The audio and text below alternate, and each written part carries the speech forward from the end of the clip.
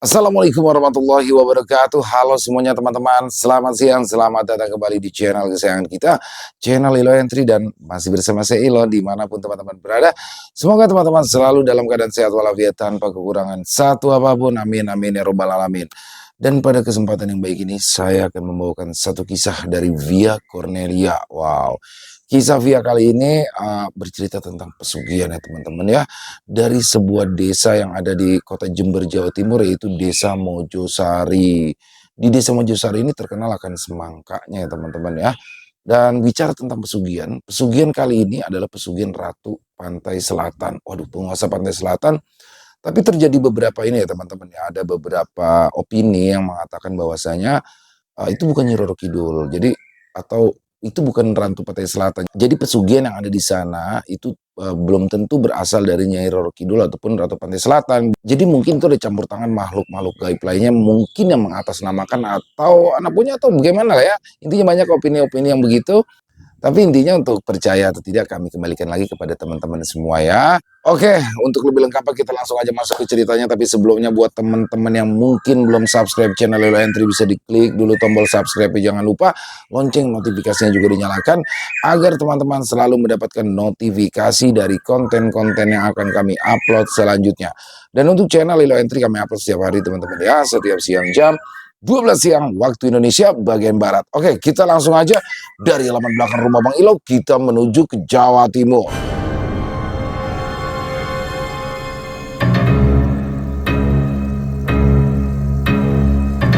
Pesugihan di keluarga Paino dari Desa Mojosari, Jember, Jawa Timur, sekitaran tahun 90-an. Mojosari adalah desa yang berada di tepi pesisir pantai selatan. Desa yang berada tepat di barat Kecamatan Puger itu dikenal sebagai penghasil semangka sebab hampir setiap lahan di sana ditanami oleh semangka. Pagi itu, suasana tak seperti biasanya. Angin berhembus sangat kencang. Para warga sebagian sudah berangkat ke sawah dan sebagian lagi sudah bersiap-siap menuju ke laut untuk menangkap ikan. Di sebuah gang kecil, tepat di sebelah sawah yang membentang luas, sebuah rumah minimalis ciri khas pedesaan. Di depan rumahnya terdapat banyak jaring ikan yang digunakan untuk nelayan. Rumah itu adalah milik keluarga Paino dan juga Bu Nanti. Mereka berdua memiliki dua orang anak, yaitu Sutrisno dan Sutikno. Sutrisno adalah seorang pemuda berusia 23 tahun, belum menikah. Pemuda yang terkenal baik hati, kulitnya hitam legam sebab selalu saja ke sawah di setiap harinya. Rambutnya sedikit ikal dan bulu matanya lentik.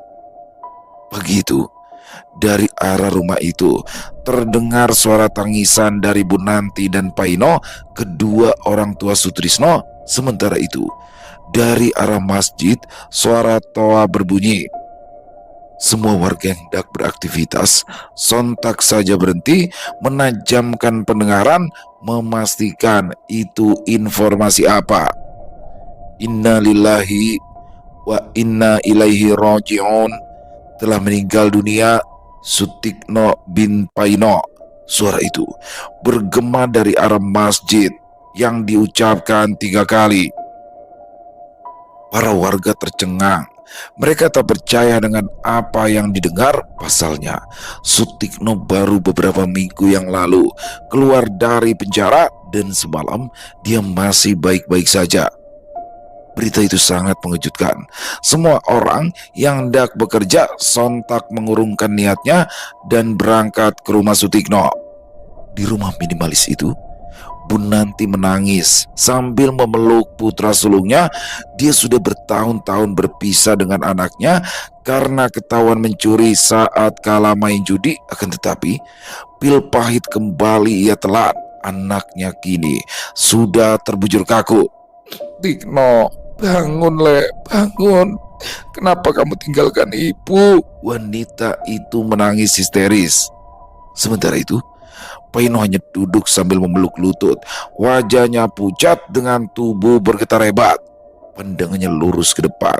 Dengan tatapan kosong, putranya itu semalam masih marah-marah meminta uang. Lalu kenapa? Tiba-tiba saat subuh ia kejang-kejang, matanya melotot dan tiba-tiba saja meninggal dunia. "Tikno, bangun, Le. Maafkan ibu." Bunanti kembali berteriak. Sementara itu Sutrisno, atau yang kerap disapa dengan Trisno, hanya berdiri di belakang ibunya sambil memegang pundaknya. Para warga sudah datang. Beberapa orang membawa peralatan untuk pemakaman, kayu, batu nisan, kain kafan, dan lain-lain. "Tris, kalau ditangisi terus, kakakmu itu nggak cepat pulang. Ayo, segera kita siapkan segala sesuatunya," ujar Pak RT yang saat itu datang. Sutrisno menganggukkan kepalanya. Dia meraih pundak ibunya dan mengangkat wanita itu agar menjauh. "Sudah, Bu, jangan kayak gini. Ayo, biar diurus dulu jenazah. Kasihan Caca kalau begini terus," ujar Sutrisno menenangkan. Akan tetapi Bunanti berusaha untuk mengejar. Dia tak mau jika Tikno dimandikan. Bagi dia, putranya itu masih hidup dan hanya tidur saja. Sutrisno berusaha untuk menenangkan. Dia meminta saudaranya untuk memegang ibunya karena dia harus mengurus jenazah sang kakak. "Airnya mana ini? Kok sedikit?" seru salah satu orang. Suasana di depan rumah Tikno mendadak riuh. Para bapak-bapak memegang kain jarik membentuk lingkaran. Ya, sudah menjadi tradisi jika ada yang meninggal, proses memandikan entah di halaman rumah, entah itu di belakang rumah. Air sudah disediakan di ember, di mana dalam air itu sudah dicampur dengan bunga dan juga daun kelor. Sementara itu, Paino masih diam terpaku. Untuk terakhir kalinya ia memandikan anaknya. Proses memandikan sudah selesai. Akan tetapi dari arah dubur keluar kotoran bercampur darah. Sontak saja Tikno kembali disucikan, namun lagi dan lagi kotoran itu keluar, sehingga membuat semua orang memutuskan untuk mengkafani dan membungkusnya dengan kresek agar tidak merembes. Serangkaian proses pemakaman sudah selesai. Bunanti masih diam menatap ke arah luar, sedangkan sang suami sudah bisa menerima meskipun itu sangat berat. Di malam harinya, para warga sudah mulai memenuhi rumah itu untuk mengadakan tahlilan, sementara para ibu-ibu sudah sibuk menyiapkan makan untuk orang tahlilan. Dari arah belakang, mereka melihat bayangan putih yang duduk-duduk tak jauh dari sana. Siapa itu? Tahlilan itu di depan, bukan di belakang. Seru salah satu ibu-ibu sambil memegang gayung air. Akan tetapi, tiba-tiba saja sosok itu menghilang dan membuat ibu-ibu itu berteriak histeris. Sutrisno yang kebetulan berada di dalam langsung saja menuju ke belakang. Semua ibu-ibu sudah berkumpul. "Ada apa, Bu? Ada apa?" tanya Sutrisno heran. Para ibu-ibu bergidik ngeri. Tubuh mereka bergetar hebat. Akan tetapi ada juga yang duduk-duduk seakan menganggap kalau hal itu hanyalah hal biasa. "Itu loh, Nok, ada orang duduk-duduk tadi. Pas disuruh ke depan malah ngilang," jawab seorang ibu-ibu sambil mendorong kayu bakar ke dalam tungku. Sutrisno melihat ke arah yang ditunjukkan oleh ibu-ibu untuk memastikan apa yang mereka katakan. Akan tetapi tak ada apa-apa, hanya pohon pisang dan pohon singo saja. Sutrisno pun kembali sebab acara tahlilan sudah hampir selesai. Petak! Suara pancing dilempar batu sehingga membuat semua orang kembali menoleh, namun tak ada apa-apa. Para ibu-ibu merasa menyesal sudah datang membantu. Keesokan harinya, ibu-ibu hanya membantu di saat siang saja. Saat malam, hanya beberapa orang saja. Mereka takut kejadian semalam terulang lagi, dan benar saja itu kembali terulang. Hari demi hari, di malam hari hanya ada 3 orang saja yang membantu. Mereka takut Bukan hanya pada bayangan, bahkan mereka kadang mendengar suara orang berjalan, suara orang memainkan piring dan sendok, dan membuat mereka merinding. Hingga hari ketujuh, teror semakin menjadi-jadi. Nasi tak kunjung matang, ayam yang dibumbui dan justru dimasukkan ke dalam tempatnya justru menghilang tak kemana. Dari arah sumur, seperti ada yang terjatuh dan menimbulkan suara nyaring. Mereka akhirnya berbisik-bisik kalau itu semua adalah Tikno yang menjadi hantu. Arwah Tikno tak tenang, dan ada juga yang mengatakan kalau Tikno ingin berpamitan atau meminta maaf pada mereka semua. Bisik-bisik itu sudah tersebar ke seluruh penjuru kampung. Bahkan saat malam hari, banyak yang tak berani melintas di depan rumah Trisno. Ada yang melihat bayangan, ada yang dilempari batu saat lewat. Mereka akhirnya memilih jalan memutar sebab tak mau sampai ditakut-takuti oleh hantu Tikno. Pak, Bu, Caca kata orang jadi hantu. Sebenarnya ada apa sih? Aku masih penasaran kenapa dia mendadak meninggal, terus juga neror orang-orang, ujar Trisno pada saat itu. Trisno dan kedua orang tuanya duduk di beranda rumah mereka. Suasana malam itu nampak sunyi. Itu cuma gosip murahan. Orang-orang sembarangan aja kalau ngomong. Mana mungkin anakku jadi hantu, jawab Paino, wajahnya tampak pucat.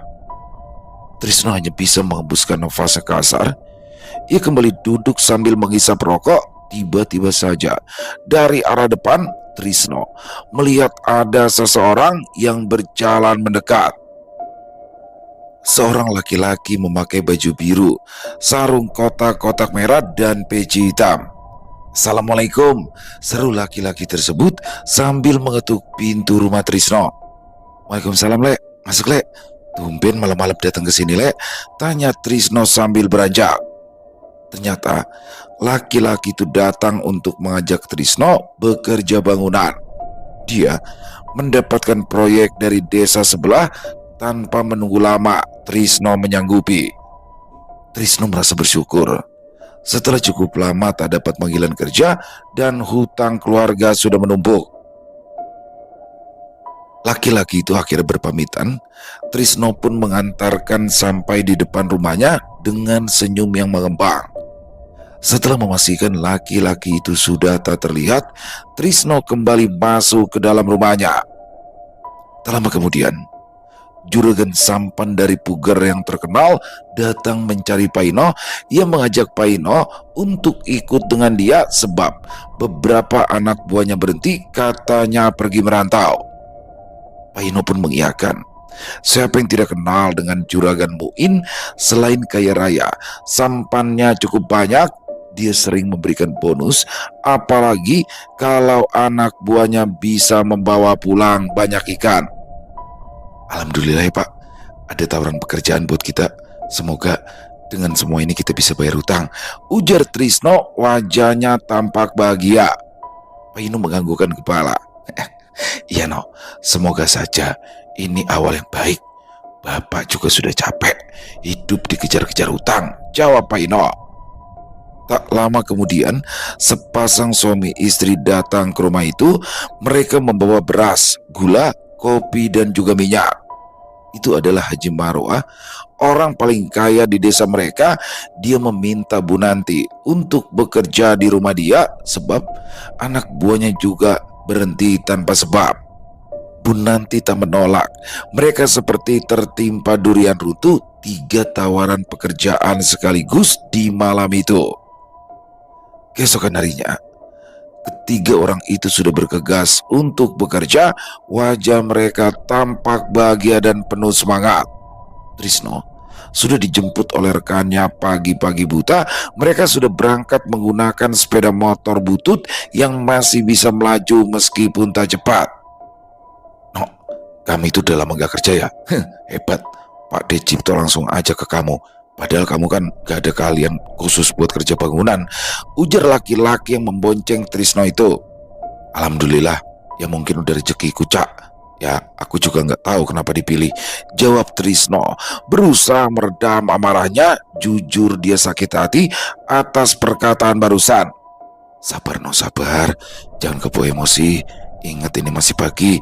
Trisno bergumam di dalam hatinya. Di sore harinya, Trisno pulang dengan wajah lelah. Namun, ada saja yang meminta tolong dia dan tak sedikit yang memberikan uang. Beberapa bulan sudah berlalu. Trisno dan kedua orang tuanya sudah bisa melunasi hutang-hutang yang ditinggalkan oleh Tigno.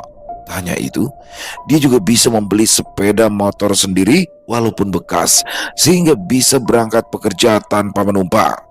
Sementara itu, Paino juga membeli kambing untuk tabungan. Tak hanya itu, Bu Nanti juga sudah mulai bisa mengumpulkan uang untuk membeli bahan-bahan demi bisa merenov rumah. Perubahan Trisno dan keluarganya yang sangat drastis, banyak tawaran pekerjaan, bahkan tak jarang juga mereka diberikan upah lebih berbeda dari yang lainnya. Widih, motor baru nih Nok, keren banget, kamu udah bisa beli motor. Pasti dari hasil jual beras pas Tigno mati ya. Sapa Paidi, salah satu pemuda yang dulu sering bersama dengan Tigno bermain judi. Trisno berhenti dan menatap tajam. Ia menaikkan sudut bibirnya. Pengangguran itu emang sama aja. Asal kamu tahu, Tigno itu jadi beban keluarga sama kayak kamu. Ingat, penjudi dan pemabuk itu sampah, hina Trisno sambil berkacak pinggang. Paidi ingin sekali menghajar Trisno.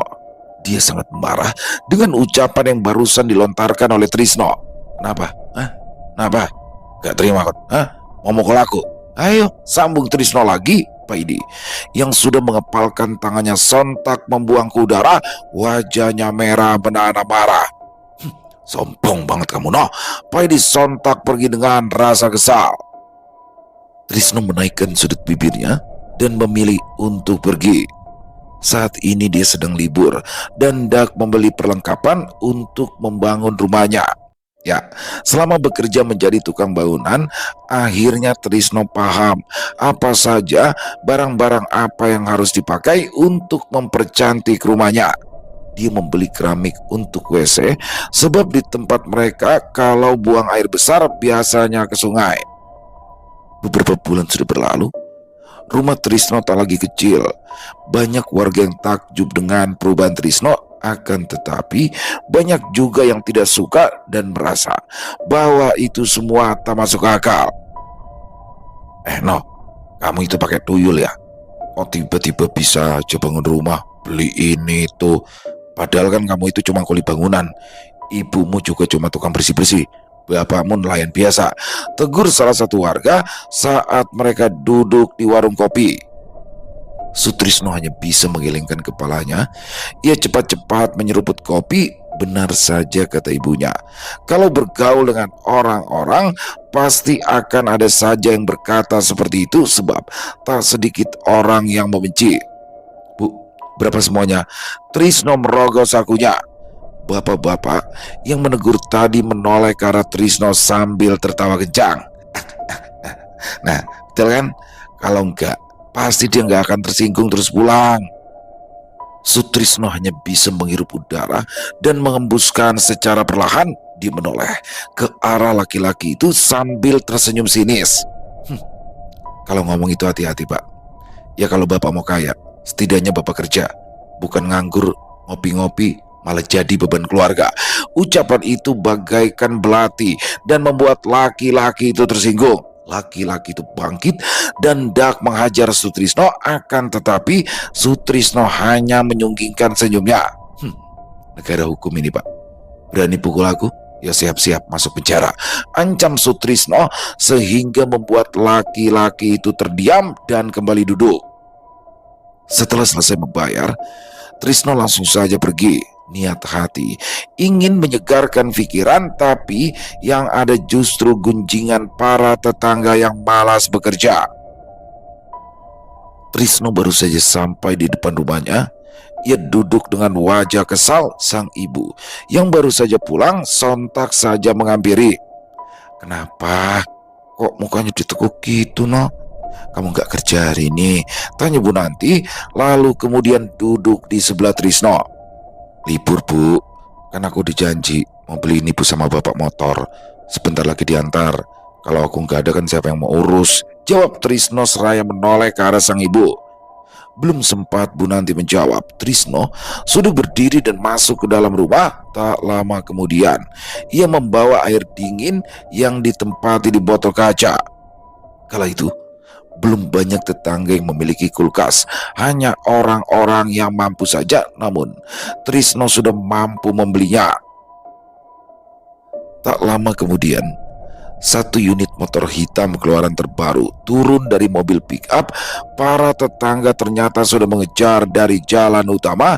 Mereka penasaran siapa yang membeli motor baru. Setelah turun di rumah Trisno, mereka pun semakin heran.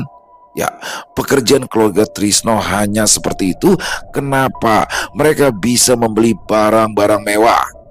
Beberapa minggu yang lalu beli kulkas, lalu televisi, dan sekarang sepeda motor. Aku penasaran banget deh, kenapa mereka bisa kaya raya mendadak ya? Bisik-bisik para warga yang saat itu tengah memperhatikan motor baru Trisno. Gak tahu deh, jangan-jangan dipelihara tuyul ya? Atau jangan-jangan babi ngepet timpal salah satunya lagi. Bisik-bisik itu terdengar sampai ke telinga Bu Nanti dan Pak Ino. Sepasang suami istri itu sedikit tak nyaman dengan omongan para tetangga. Pak, mereka itu kenapa ya Pak? Padahal kan kita kerja keras banting tulang, bisa sampai kayak gini. Gerutu Bu Nanti kesal. Wes Bu, biarkan saja. Namanya juga orang. Mau ngomong apa, yang penting kita nggak minta makan sama mereka. Jawab Pak Ino santai, seakan tak terpengaruh dengan ucapan warga. Tak hanya sampai di situ, saat ini Pak Ino dan juga Trisno sudah bisa membeli beberapa kedok sawah. Akan tetapi mereka tidak menggarapnya sendiri, ada yang menggarap dengan sistem bagi hasil.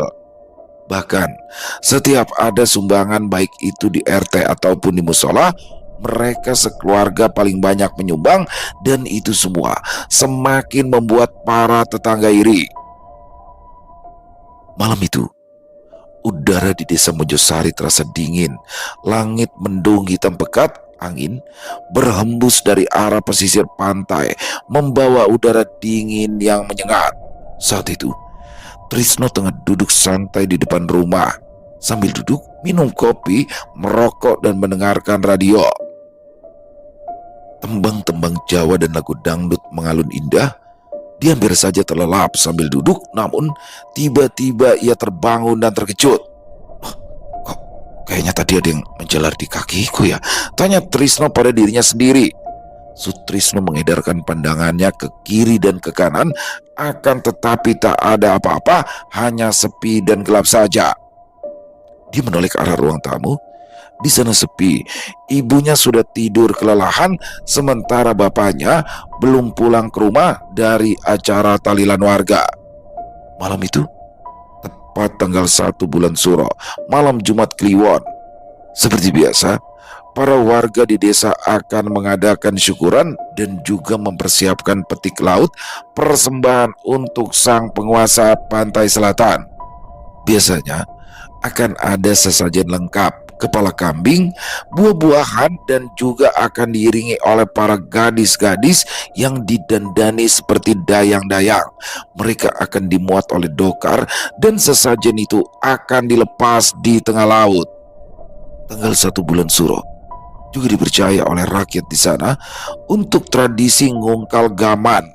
Bagi sebagian orang yang memiliki kelebihan, ada juga yang mengadakan yasinan dan tahlilan desa. Saat itu memang di desa Sutrisno sedang mengadakan syukuran, di mana setiap orang akan membawa nasi yang ditempati pelepah pisang yang dibentuk bulat kadang kotak. Di sana ada nasi, ikan, entah itu ayam, dan sayur urap yang mana jumlah sayurnya ada 7 macam. Trisno tiba-tiba saja merasa perutnya sakit luar biasa, seperti ada yang menusuk-nusuk. Nafas Trisno memburu, keringat dingin mulai bercucuran. Bu, ibu, Tolong Bu, jerit Trisno, suaranya sedikit serak menahan sakit. Akan tetapi sang ibu masih tak menjawab dan sepertinya sudah tertidur pulas.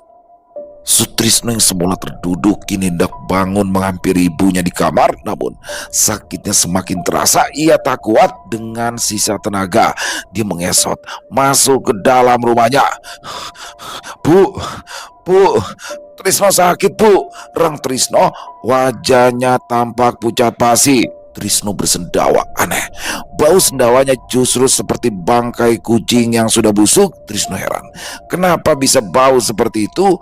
Bu Nanti pun bangun sambil mengucek mata dan menyumpal hidungnya dengan tangan. Duh, Bu apa ini Nok? Kok kayak bau bangke ya? Tanya Bu Nanti dengan suara serak ciri khas orang baru bangun tidur. Sutrisno ingin menjawab, tapi lidahnya seakan keluh dan perutnya seperti diremas-remas dan diaduk-aduk. Bu Nanti baru sadar dengan keadaan anaknya. Sontak saja ia duduk tepat di sebelah Sutrisno. Lah Noh, ngapain kamu di sini? Ayo bangun, kamu sakit? Tanya Bu Nanti sambil berusaha membantu Sutrisno berdiri. Akan tetapi tubuh Sutrisno sangat berat sehingga membuat wanita yang wajahnya sudah dihiasi dengan keriput itu tak kuat mengangkat. Berat banget sih kamu Nok. Jangan kayak anak kecil, cepet bangun. Sutrisno muntah. Bau busuk kembali tercium dan kini lebih menyengat. Dari muntahan itu terlihat hewan-hewan kecil dan ada satu yang membuat mata Bu Nanti dan juga Sutrisno heran. Ada ular kecil berwarna hijau. Ya Allah, kamu kenapa begini sih No? Ya Allah, ada apa ini? Suara Bu Nanti bergetar. Dia teringat dengan almarhum Tikno yang mati mendadak. Bu Nanti tak mau kejadian itu terulang. Ia sontak saja bangkit dan berlari keluar rumah mencari pertolongan. Akan tetapi suasana sepi sebab semua orang sedang berada di jalan utama. Tolong, tolong, teriak Bu Nanti sambil turun dari rumahnya. Dia berlari ke arah jalan berharap ada yang mau menolongnya. Saat itu Paino yang baru saja pulang membawa rantang berisi nasi dan juga pelepah bulat yang berisi nasi kebuli membulatkan matanya saat melihat sang istri lari tergopoh-gopoh. Ada apa Bu? Ada apa? Kok kamu malam-malam gini teriak-teriak? Tanya Paino heran. Tangannya kram karena membawa banyak tentengan. Bu Nanti ternganga. Ia mengusap keringatnya. Pak, itu loh Pak anakmu Trisno. Dia muntah-muntah, dia sakit. Mata Paino membulat sempurna. Nasi yang ada di tangannya dilempar ke sembarang arah. Ia sudah tak peduli lagi dengan apa yang ia bawa. Mereka berlari tunggang langgang. Saat sudah masuk, Trisno sudah tidak sadarkan diri. Ya Allah, apa itu Bu? Ayo cepat bersihkan. Takut ada yang lihat. Biar aku pindahkan Trisno dulu ke atas, perintah Paino sambil memapa Trisno. Tapi aneh, tubuh Trisno terasa sangat berat, seperti 3 kali lipat beratnya. Dengan susah payah, akhirnya tubuh Trisno sudah terbaring di kasur. Sementara itu, Bu Nanti membersihkan muntahnya. Pak, coba lihat Pak, ada ular, aku takut. Paino mendekat. Ia mengambil sesuatu, lalu membersihkan ulat-ulat juga cacing itu. Cepat bakar, di dalam tungku, siram dengan garam. Bu Nanti menganggukkan kepalanya. Dia melakukan apa yang diminta oleh sang suami. Tungku sudah menyala. Bu Nanti memasukkan binatang yang ada di tangannya lalu menaburkan garam kasar. Api menyala besar, asapnya kemana-mana. Suara letupan terdengar sangat kencang dan bersama dengan itu tubuh Trisno menggelincang hebat. Dia kejang-kejang dan mengerang hebat. Tak lama kemudian api padam dan bersama dengan itu tubuh Trisno tak kejang lagi, tapi ada beberapa bagian yang kulitnya keputihan seperti melepuh habis terbakar. Bu, coba kamu sini Bu, panggil Paino. Dia berusaha untuk lirih agar tak ada yang mendengar. Bu Nanti baru saja selesai membersihkan dapur, tergopoh-gopoh ia masuk menuju ke ruang tamu. Ada apa toh Pak? Belum selesai Bu Nanti berkata, dia terdiam, matanya membulat melihat tubuh dan wajah Trisno. Ini Bu, makanya aku panggil kamu. Ini jam berapa Bu? Ayo, Pakaikan dia jaket, kita bawa ke puskesmas saja, ajak Paino. Dia sudah bersiap-siap mengeluarkan sepeda motornya. Ya Allah, pekik Paino. Di bawah motornya terlihat banyak sekali cacing yang menggumpal seperti rambut. Ada apa toh Pak? Tanya Bu Nanti menghampiri. Itu coba lihat Bu, banyak cacing. Apa jangan-jangan ada yang ngirim santet ya?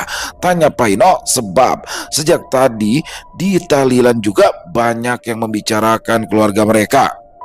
Jangan seuzon toh Pak, kita kan gak ada bukti. Dah, biarin aja orang-orang mau ngomong apa. Ya wes, aku bersihin dulu. Bu Nanti mengambil serok dan juga sapu lidi, kemudian menyapu dan membuangnya ke belakang rumah. Mereka diam-diam membawa Trisno ke puskesmas. Hari semakin malam dan sudah banyak orang-orang yang tertidur. Pintu rumah-rumah warga sudah banyak yang ditutup. Mereka akan menuju ke arah Puger, sebab hanya di sanalah yang ada puskesmas besar. Sutrisno duduk di tengah-tengah. Paino menarik tuas gas sekuat mungkin, namun aneh, sepeda motor itu seakan tak mau melaju dengan kencang, padahal motor itu masih baru. Paino merasa keberatan.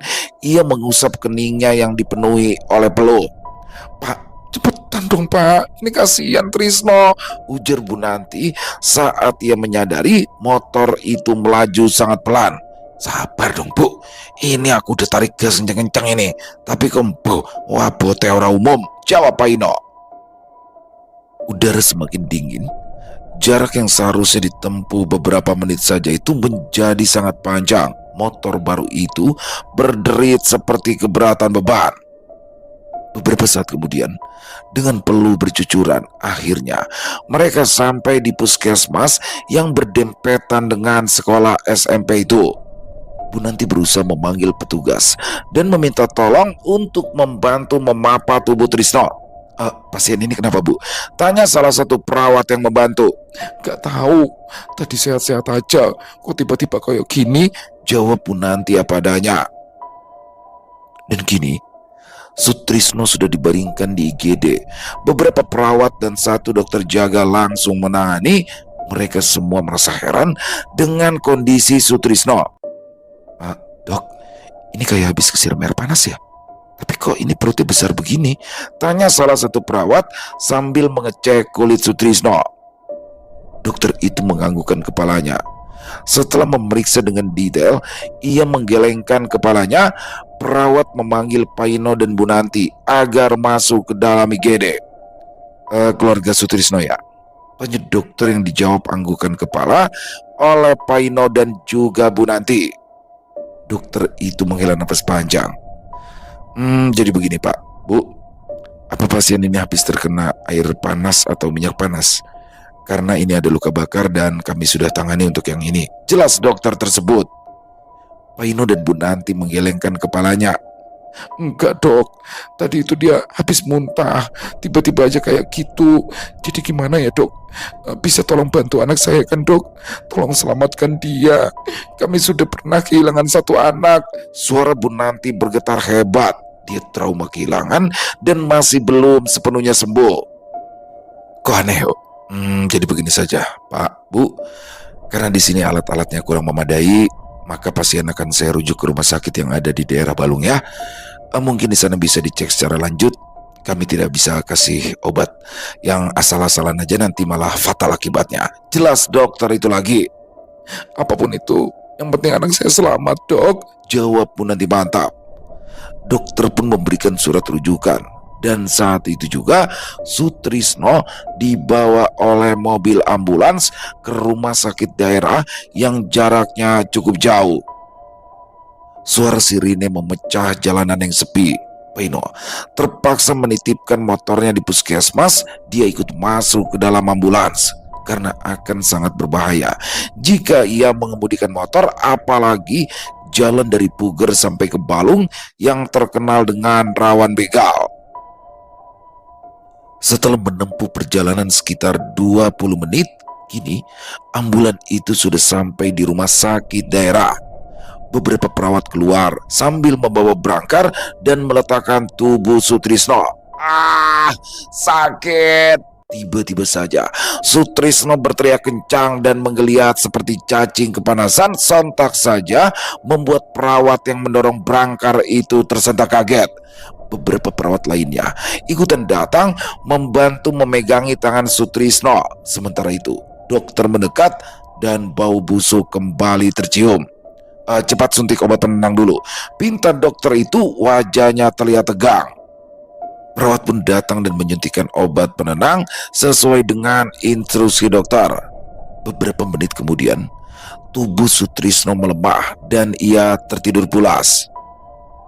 Paino meluruhkan tubuhnya di lantai rumah sakit yang dingin. Bau antiseptik memenuhi ruangan tempat tidur. Dengan selimut putih berjejer, alat-alat kesehatan dari stainless juga tertata rapi. Dokter mulai memeriksa Sutrisno dari luka bakar yang dialami dan juga perutnya yang membesar. Akan tetapi aneh, tak ada apa-apa dan dokter hanya menganggap itu kembung biasa saja. Bu Nanti duduk di ruang tunggu, mulutnya komat kamit membaca doa, air matanya terus mengalir. Tak lama kemudian, dokter pun keluar dari ruangan, membuka sarung tangan dan membersihkannya dengan disinfektan. Keluarga Sutrisno, panggil dokter. Bu Nanti dan Sutrisno yang kakinya sudah lemas menghampiri. Wajah mereka tampak sayu. Bagaimana dengan anak saya, dok? Paino bertanya dengan nada lirih, tak ada tenaga. Untuk saat ini anak bapak sudah diberikan obat penenang untuk beberapa jam ke depan. Hasil pemeriksaan darah juga sudah keluar dan hasilnya bagus, Pak. Lalu kami juga sudah melakukan USG. Tidak ada yang perlu dikhawatirkan karena semua baik-baik saja. Hanya luka bakar saja yang perlu perawatan ya, ujar dokter tersebut menenangkan. Bu Nanti dan Paino bernafas lega, berharap anaknya bisa segera sembuh. Oh ya, luka bakar itu terkena apa ya, Pak? Dokter kini ganti bertanya. Paino menggelengkan kepalanya. Waduh, itu nggak kena apa-apa ya, dok. Tadi itu habis muntah itu langsung aja kayak gitu, jawab Paino apa adanya. Dokter menyipitkan mata. Baru kali ini ia menangani pasien yang seperti ini. Baik, Pak, kami akan cek lagi lebih lanjut. Kalau bagaimana nanti kita akan rujuk ke rumah sakit kota ya, Pak, karena ini adalah sesuatu yang langka bagi kami. Dokter pun kemudian pergi. Sementara Paino dan Bu Nanti segera masuk menghampiri Sutrisno yang masih terlelap tidur. Sutrisno masih terbaring, matanya terpejam rapat. Tiba-tiba saja keringat dingin kembali membasahi tubuhnya. Saat itu Sutrisno bermimpi berada di tepi laut bebatuan. Dia melihat Sutikno, kakaknya, berada di tengah laut. Wajahnya penuh dengan luka, bajunya compang-camping. Tapi aneh, badannya setengah tenggelam di laut dan separuhnya masih terlihat.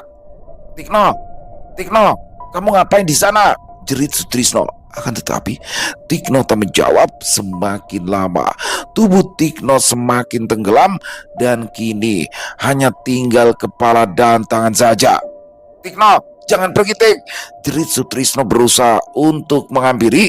Akan tetapi kaki Sutrisno seperti dipahat, tak bisa bergerak. Samar-samar dia mendengar suara gemerincing kereta kencana dan suara gamelan yang terdengar semakin lama semakin dekat. Bulu kuduk Sutrisno meremang. Angin tiba-tiba berembus sangat kencang. Suara gemerincing itu semakin dekat. Tiba-tiba saja di bawah kaki Sutrisno muncul ular-ular hijau yang mulai melilit kaki, badan, tangan, dan lehernya. Tolong, lepaskan, jerit Sutrisno. Akan tetapi ular-ular itu semakin kencang melilit tubuh dan juga leher Sutrisno. Mata Sutrisno membulat sempurna, nafasnya tercekat, lidahnya menjulur. Dari arah lautan, tiba-tiba saja ada pusaran air yang berputar dengan kencang. Ular-ular itu semakin keras melilit. Suara gemericik kereta kencana dan juga gamelan semakin nyata. Lalu dari arah pusaran itu muncul kereta kencana dan sosok cantik berkebaya hijau, selendang hijau, mahkota di kepala dan bunga melati menghiasi kepala dan rambutnya. Di depan Ada prajurit yang membawa senjata. Mata Sutrisno terbelalak. Ah! Sutrisno menjerit lalu terbangun dari tidurnya, nafasnya terengah-engah. Bunanti dan Paino yang tengah terlelap sontak saja bangun. Mereka terkejut saat melihat tubuh Sutrisno memar kemerahan dan ungu melingkar di lehernya juga. Kenapa toh, tanya Bunanti panik. Sutrisno tidak menjawab. Dia merasa mimpi itu sangat nyata dan tubuhnya terasa sakit seperti habis dipukuli. Loh, ini kenapa? Bunanti menyentuh lengan Sutrisno. Pekik Sutrisno kesakitan. Sutrisno melihat tubuhnya menakutkan, keputihan, seperti habis terkena minyak panas ditambah memar kemerahan dan ungu. Kenapa aku bermimpi seperti ini? Dan kenapa tubuhku jadi seperti ini? Batin Sutrisno heran. Tak lama kemudian, perawat datang untuk mengecek. Mereka terkejut melihat keadaan Sutrisno. Kok badannya jadi gini, Pak, Bu? Tanya perawat itu curiga. Dia takut jika ternyata Bunanti dan Paino melakukan kekerasan kepada Sutrisno. Waduh, yang nggak tahu ya. Kami baru bangun dan pas Trisno teriak, bangun-bangun badannya sudah seperti ini, jawab Paino. Perawat itu berinisiatif untuk memanggil dokter. Dan saat sedang diperiksa, tiba-tiba saja kulit Sutrisno yang tadi memutih itu terkelupas sendiri. Daging merah terlihat, namun aneh, tidak ada darah yang keluar.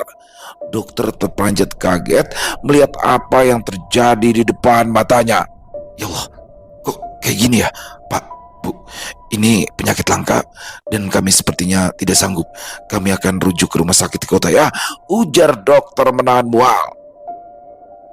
Sutrisno hanya terdiam, tahannya tangan. Beberapa kulit lainnya kembali mengelupas dan menimbulkan bau yang tidak sedap. Bunanti menangis terseduh-seduh. Le, ada apa sebenarnya? Kenapa kamu jadi seperti ini?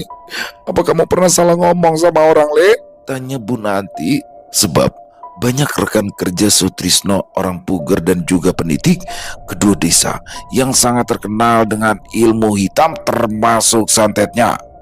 Banyak orang yang tidak bisa sembuh jika sampai terkena santet dari puger dan juga pendidik. Sutrisno menggelengkan kepala. Selama ini ia tak pernah beradu mulut dengan teman-temannya kecuali dengan tetangga yang sering menghina dia. Tak lama kemudian, dokter datang membawa surat pengantar rujukan dan Sutrisno akan dirujuk ke rumah sakit di kota. Tiba-tiba saja dari balik selimut yang menutupi tubuh Sutrisno keluar ular besar dan kecil berwarna hijau dan sangat banyak. Dokter dan perawat sontak berteriak histeris. Paino dan Bunanti segera mundur. Ular-ular itu semakin banyak mengerumuni tubuh Sutrisno dan kini hanya tinggal wajahnya saja. Ya Allah, cepat, panggil satpam. Perawat berlari keluar memanggil beberapa satpam. Saat mereka masuk, mereka terkejut. Tidak mungkin mereka menangkap ular-ular yang jumlahnya tidak sedikit itu. Dari mana ini semua? Ayo cepat tangani, jangan sampai pasien lainnya tahu. Bisa rusak reputasi rumah sakit ini, ujar sang dokter panik. Beberapa tim kebersihan juga datang dan perawat laki-laki juga dokter yang lain. Mereka berusaha menangkap dan menggunakan beberapa alat. Akan tetapi saat disentuh, ular itu menggeliat dan melilit tubuh Sutrisno semakin kuat. Kratak, kratak. Suara tulang Sutrisno yang patah bersamaan dengan suara erangan yang melengking. Beberapa orang bergidik ngeri, tak bisa membayangkan apa yang dirasakan oleh Sutrisno. Geli, takut, jijik bercampur jadi satu. Ada yang muntah-muntah saat melihat perut mereka seperti diaduk-aduk. Cepat, kalian beli garam kasar di warung depan. Ular takut sama garam. Salah satu dokter berkata seperti itu.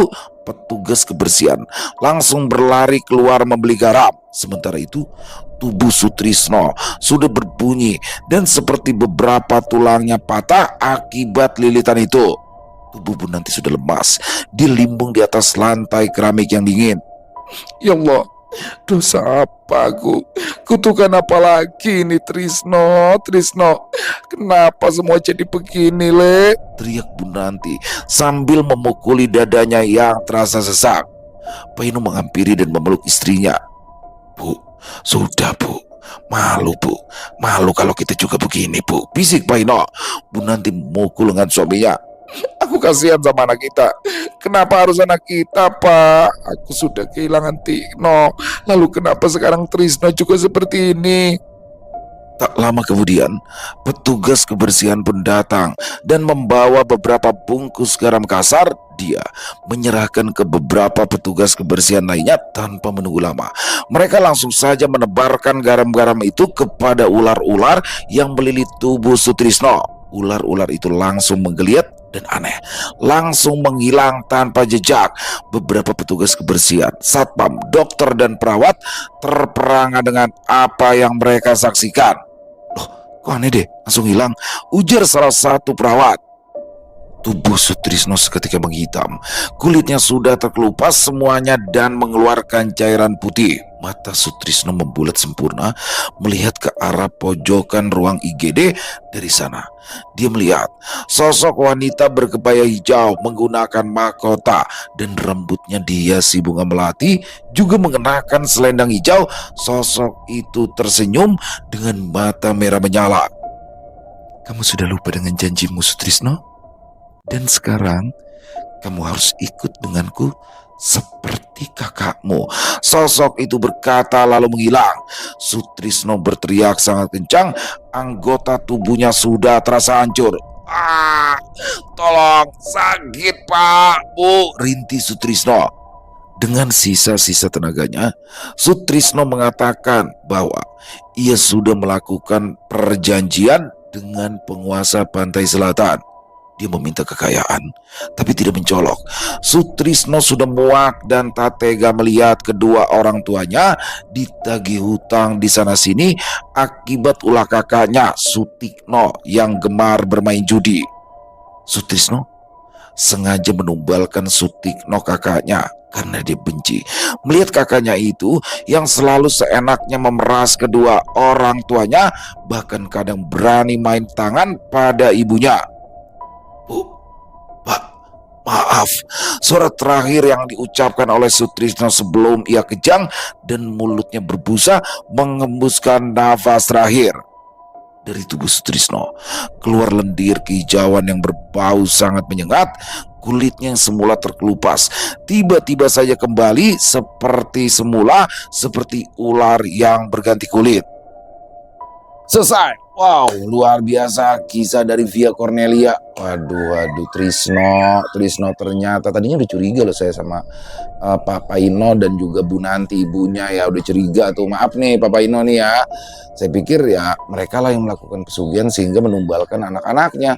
Tapi ternyata di sini, waduh, Trisno sebagai anak bungsu, anak kedua, dia dendam tuh sama kakaknya. Dan di sini dendam Trisno ini bukannya tidak beralasan ya teman-teman ya, bukan mengada-ngada, tapi dia dendam melihat kelakuan kakaknya yang gemar main judi, terus sering minta duit sama orang tuanya, kasar lagi, berani main tangan sama ibunya ya. Dan di sini membuat hutang keluarga menumpuk di mana-mana, dan atas dasar dendam itulah dia melakukan pesugihan di pantai selatan. Lalu di situ dia menjatuhkan nama Sutikno sebagai tumbal pertamanya, sekaligus bisa balas dendam dan juga sekaligus dia bisa menjadi kaya tanpa harus mencolok. Luar biasa banget ya. Dan di endingnya Trisno sendiri harus mendapatkan karma dari apa yang sudah dia perbuat. Dia diambil oleh penguasa Ratu Pantai Selatan, dan di sini korbannya jelas dua orang tuanya, ibu dan bapaknya, yang harus kehilangan dua anaknya. Dan semoga kita bisa mengambil hikmah ya dari kejadian barusan, dari kisah barusan. Kita ambil saja yang baik-baik dan kita buang-buang yang buruk-buruknya. Buat Via Cornelia, terima kasih atas kisahnya yang luar biasa. Ditunggu lagi untuk kisah-kisah selanjutnya. Silakan buat teman-teman yang mungkin punya komentar lain, mungkin punya pendapat lain, bisa menuliskan di dalam kolom komentar, ataupun hanya sekedar saling menyapa. Insya Allah kami akan menjawabnya satu persatu. Dan buat teman-teman yang suka dengan videonya, bisa diklik tombol like, tombol jempol, boleh juga dibantu di share ya link videonya ini ke teman-teman yang lain agar juga ikut merasa terhibur. Di akhir kata, saya Ilo mengucapkan permohonan maaf apabila mungkin dalam pembawaan kisahnya barusan ada kata-kata saya yang salah, ataupun ada kata-kata saya mungkin yang kurang berkenan. Saya mohon dibukakan pintu maaf yang seluas-luasnya. Sampai berjumpa lagi di konten-konten kami selanjutnya. Masih bersama saya Ilo di channel Ilo Entry. Salam sehat, sukses selalu untuk kita semua. Wassalamualaikum warahmatullahi wabarakatuh.